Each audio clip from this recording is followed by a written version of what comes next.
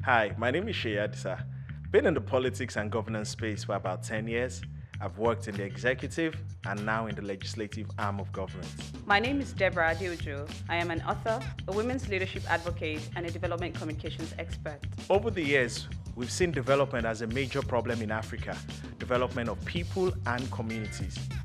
Imagine children that can't go to school because they can't afford it, or get into hospitals whereby there are no drugs or no facilities. What about communities whereby they have to walk kilometers to get water? Or the young graduate that leaves school and is unable to get a job for years? These are real problems. In fact, our biggest problems. I am passionate about creating conversations and communicating ideas that court the development of communities and nations. I strongly believe that politics is the biggest platform to solve this problem. So, on this podcast, I will be asking questions to this effect. Welcome to the Politics of Development podcast.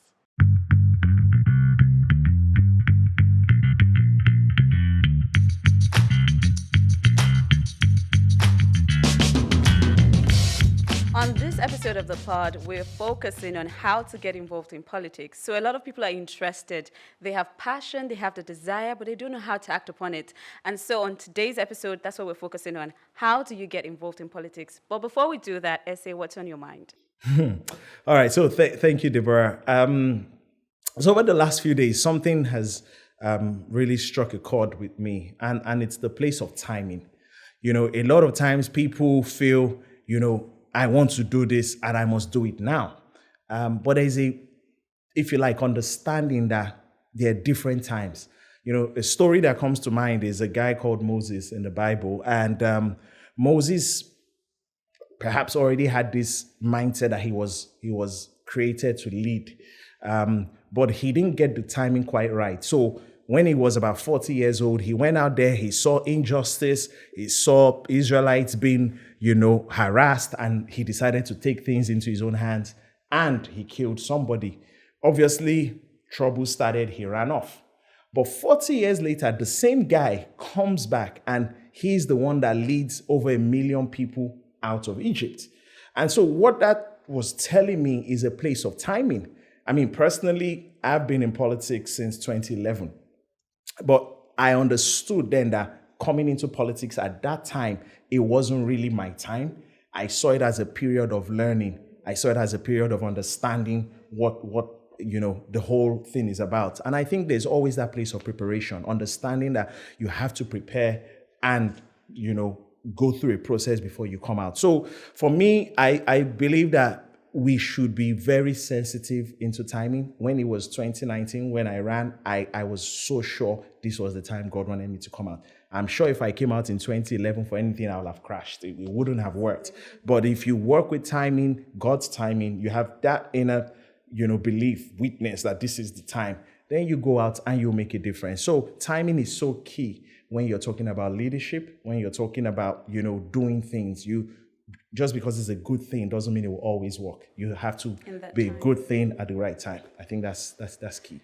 So are there indicators, things that you see happen in the physical that you can say, okay, now it's time for me to graduate from learning to actually doing and acting upon the knowledge that I have acquired in the process of waiting? So I think, it's a personal thing. I think first and foremost, I think you need to have an inner conviction that this is the time. And in most cases, circumstances may work to support that belief system.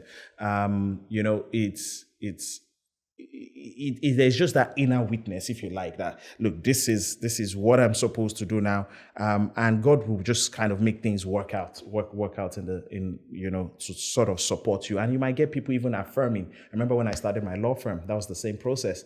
I had that inner feeling, strong feeling that this is the time. It didn't look like it, but then I started getting confirmation. I started getting so many things to come together, and I came out. So you have to listen to yourself. You have to listen to that inner voice. And in most cases, circumstances may support you as well. Oh, great. Okay, so let's just go into our conversation. But before we do that, I think we're going to go into the streets and see what the average Nigerian We're going to go into the street and see what the average Nigerian is saying or thinking about how to get involved in politics. We'll be right back.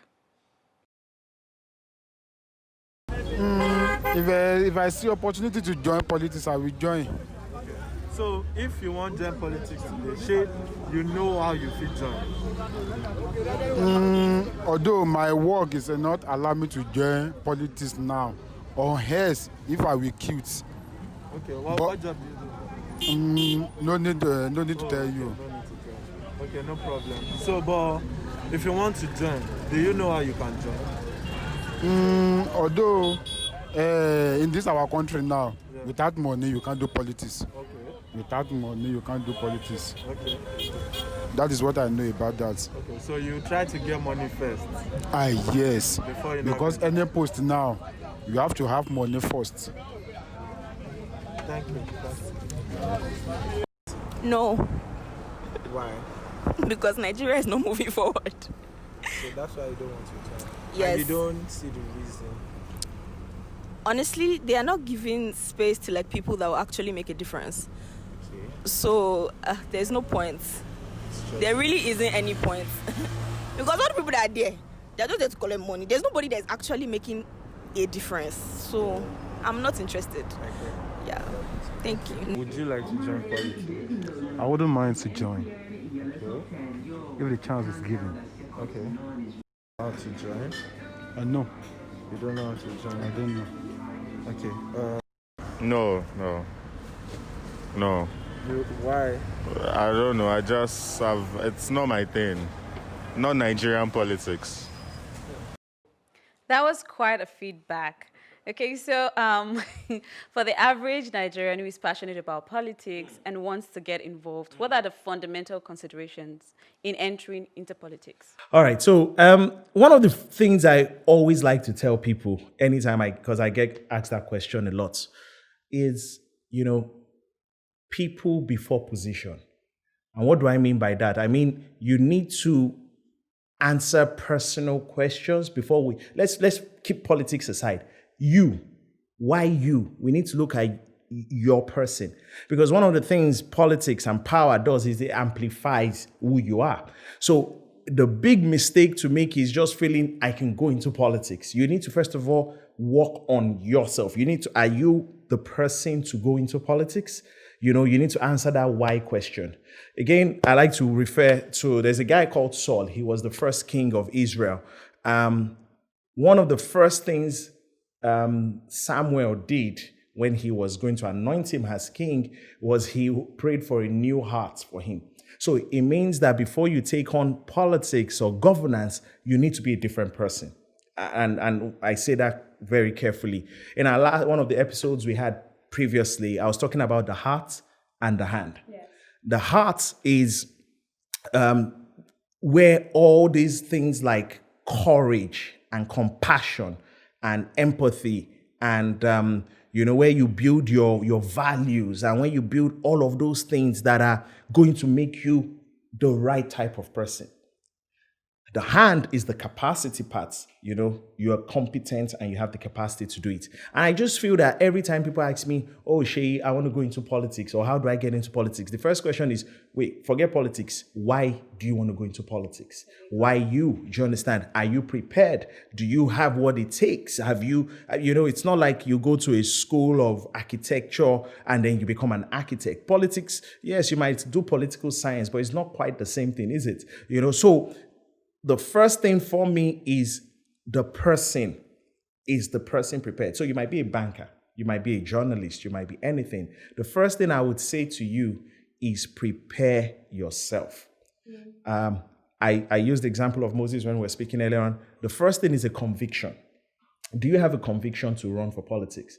Because one of the things, maybe it's a news flash that people don't know, is that politics is full of controversies. It's full of conflict. I think people know that. It's full of, and if you are not a person that is able to handle some of those things, you'll buckle. If you don't have the right convictions, when challenges comes, when a lot of things face you, you just like, look, I cannot come and die in that word. So a lot of people buckle halfway. And sometimes you see people from the private sector come into public sector and they struggle. They struggle because they're not totally prepared. They may have capacity, but as a person, has their heart been prepared for office? Has their heart been prepared for this role? So, conviction is something I'm always trying to find. When people ask me, why do you want to do it? Is it for the fame? Is it the wealth? Is it the prestige? Is it power? What is it? What is your why? Do you understand? You have to get your convictions right. That's the first thing. The other thing I always tell people is, look, are you really committed to go the long haul? Do you understand? Do you have what it takes to, have a toughened skin? Because, one of the things you get is that once you're in the public glare, then you're the easiest person to throw things at. I remember my boss used to say, if you're in politics or if you're in office, if anything happens, it's you. If somebody doesn't do well, it's you. If somebody does well, it's you. So you have to have that deep resilience, that grit to be able to stay. And these are some of the things you need to sort of prepare your mind for. The third thing I'll probably say is character. And character is why a lot of people fail. So you might be the best speaker, you might be charismatic, you might have oratory prowess, you might have everything, you might be so smart, but if you have no character, and what is character? Character is built on values. Is built on what you would do when nobody is watching. Do you understand? You need strong character, because when you get into office or when you get into politics full time, you're going to see a lot of things. One of the reasons why politics is so attractive, it comes with power, and it comes with prestige, and it comes with wealth in some cases. And so when people get into those positions and they don't have character, they buckle. The greed comes in. A lot of things come in. People become I'm not wanting to use the word dictators. They become they listen to no one, and that's a lack of character. And one of the things I want people to do so they don't fail when they get there is prepare themselves. What values do you hold there? What do you value people? Can you tolerate people? Do you even care about people? Why do you want to do it? Do you understand? And the fourth C, because it seems I've been talking about C's, that comes to my mind is capacity. And this is, I've been talking about the heart. Now I'm talking about the hand thing, which I said earlier on. Now, capacity is talking about intelligences. One of my mentors, taught me that you need to have different intelligence. You need to have emotional intelligence. You need to have environmental intelligence. You need to have mental intelligence. You have to have financial intelligence. And those are the things that grow your capacity. There is nothing worse than somebody with a good heart, but is incompetent. Yeah. And even if they get into office, we want to save the world, we want to save the community, but for crying out loud, they cannot lead. They've not, developed themselves enough. Then they cannot lead. Now, this is something that wherever you are right now, whether you're in the tech space or whether you're in the agri sector, you can build your capacity in all of these sectors. You can have mentors. There's so many things you can do. So you need to really focus on preparing yourself in these ways. Your conviction, you must be clear, you must be sure, your commitment, you must have the courage, and you must have compassion, and you must have all of those things for the long journey, because it's a journey. You must have character. Character is what's going to protect you whilst you're in office. It's what's going to shield you from so many wrongs that come as temptations whilst in office. And capacity, I think that is the place whereby you're not just a good heart, but you're a good heart that can make change happen, that can bring positive change, that can marshal people, that can lead people, that can make people bring change to the community. So I think those are key things. I'm more interested. Every time somebody says, I want to join politics, I'm more interested about the person than the position. Yeah. I'm more interested that the person gets it right, that the person becomes someone who is able and fit, because what the office is going to do is just going to expose you. It's just going to open you up. And if you don't have those things, you're setting yourself up to failure. So that is, and I want to end on this note. Again, I'll talk about a guy called David. He was also a king, probably the greatest king they said Israel has ever had. David prepared for office.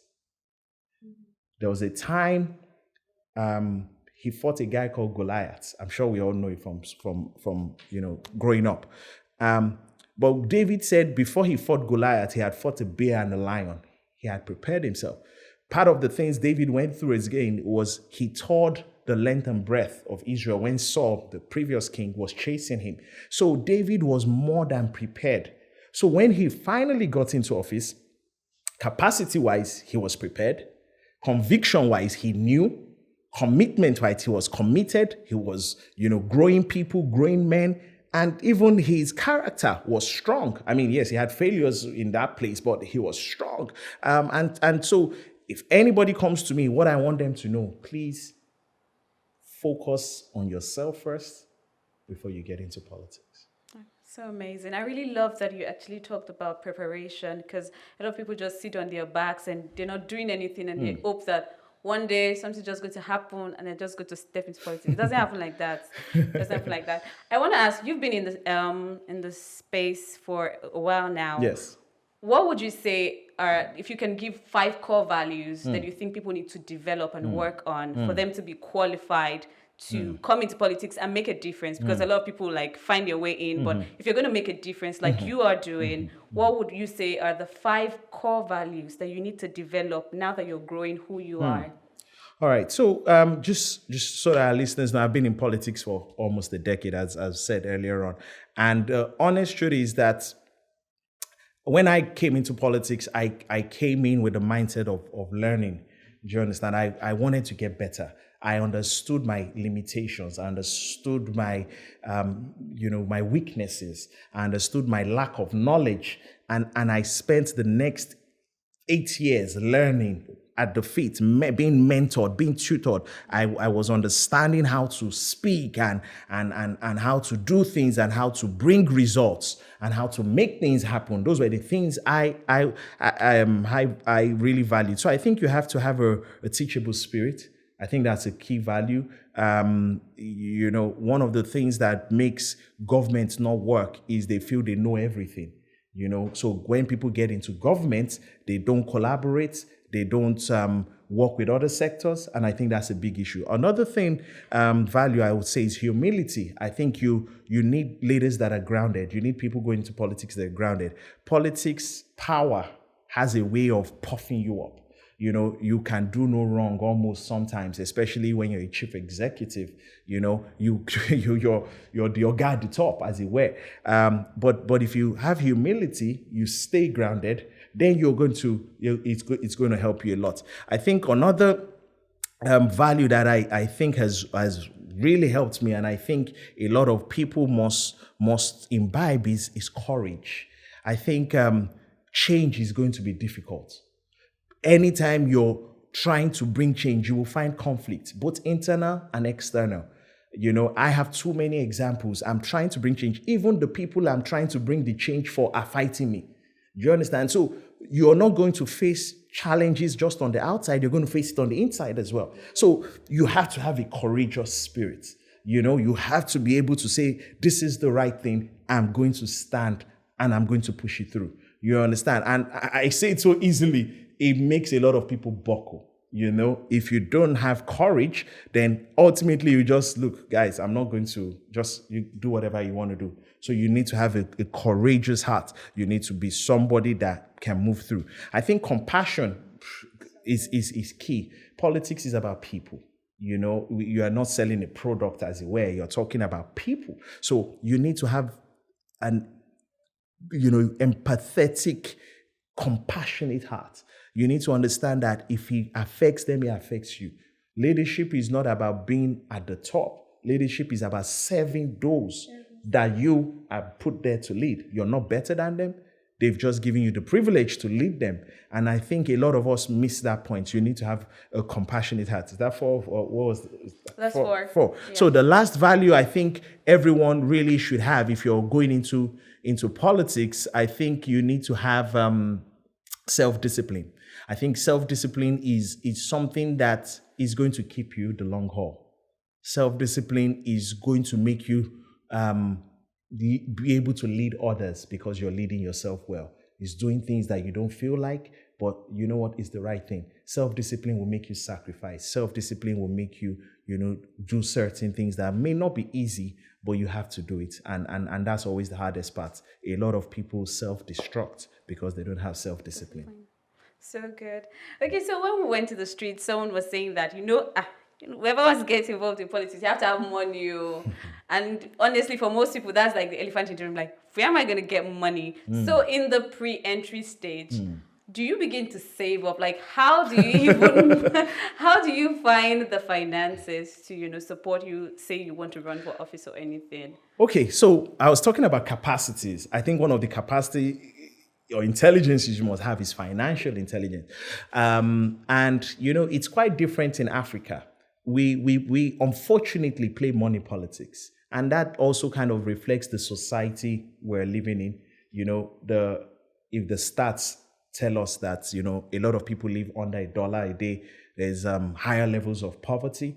And so people are more motivated by money as opposed to more advanced democracies whereby the thought of even giving people money is insane. Do you understand? So people don't even think about that. And that's why we every time we talk about politics, it's money. It's not that they don't need money in other areas or in other politics. I mean, you have to get out the votes, you need to do your campaigns, but there are other ways or systems of building it. You have, crowdfunding, you have fundraisers, you have, sponsors, you have people that support. I mean, we see it in the United States when they're doing elections. You have people running, getting out donors and people coming together.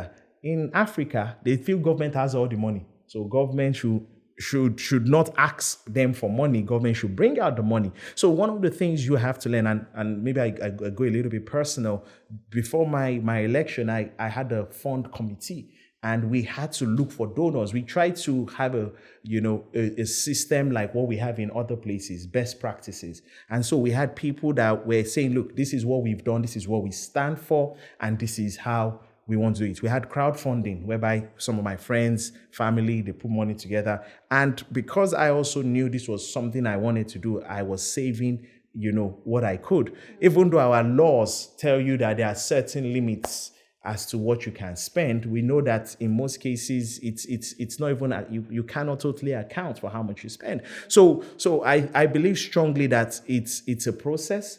How much can you possibly save to run money politics? Do you understand? And it's across board. So I think you need to leverage on some of the other best practices they use in other places. You have to have crowdfunding, you have to have sponsors, you have to have donors, you have to have, savings, and most importantly, have value. Value is what will make somebody that doesn't know you come out and say, look, I'm going to support this guy and I'm going to support this lady because I believe in what they stand for. It's not every time. I've seen cases where not the richest person won. He had all the money, but he still didn't win because the people understood that this other person brought more value, even if he didn't have as much money, but he brought more value to the table. And so I think most importantly, have value. Yes, it's money politics, but people still get around it. So good. Okay, so let's talk about sponsors now. Most people know, especially in our space, that there's this political circle, there's a ruling class, there's a circle of people who, determine the affairs of a particular location. They call them godfathers. And a lot of people say, I don't have a sponsor. I know that even in business and in other, spaces, besides governance, you need sponsors. Need sponsors, yes, but absolutely. How do you secure a godfather? And how do you connect Adoption. with one? How? You asked to be adopted. So how do you get adopted? No. So on a more serious note, I think, every time you hear godfatherism, it just immediately connotes negativity. And because godfatherism in itself probably stands for imposition. The person controls the system and so can determine who gets in and who stays out. Do you understand? And in that extent, that's what it means. But you see, for me, and I'm serious because there are examples of people that, the godfather doesn't know them, but they still got in. Why? Because they were people of value.